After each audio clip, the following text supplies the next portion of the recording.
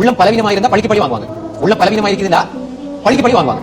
இப்ப எங்க உள்ள பலவீனமா இருக்கு தெரியுமா? யாராவது ஏசுனா நான் அவனுக்கு திரும்ப ஏசாதவரை நிம்மதி வராது. இப்ப என்ன அர்த்தம்? உள்ள பலவீனமா இருக்கு. இப்ப உள்ளம் பலமாச்சுண்டா மன்னிக்க ஆரம்பிக்கும். உள்ள பலமா இருக்குது, நான் மன்னிக்கிறேன், நான் விட்டுறேன், மன்னிக்க மறக்க ஆரம்பிச்சு. இது ரெண்டாவது நிலை. இப்ப மன்னிக்கிறதுனா என்ன?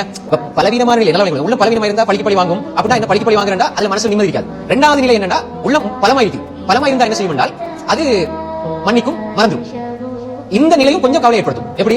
இப்போ உதாரணமா சரி செஞ்சதா உள்ளதுக்கு எடுத்துட்டாரு, அப்ப மன்னிக்கிறாரு, மறக்கிற நன்மை கிடைக்கும். ஆனா கொஞ்சம் கவலையும் இருக்கும். ஆனா இப்படி செஞ்சிட்டாங்க, நான் மன்னிச்சிட்டேன், மறந்துட்டேன், ஆனா இப்படி செஞ்சிட்டாங்க அப்படின்னு உள்ளது கொண்டு வருவாங்க. இது ரெண்டாவது நிலை.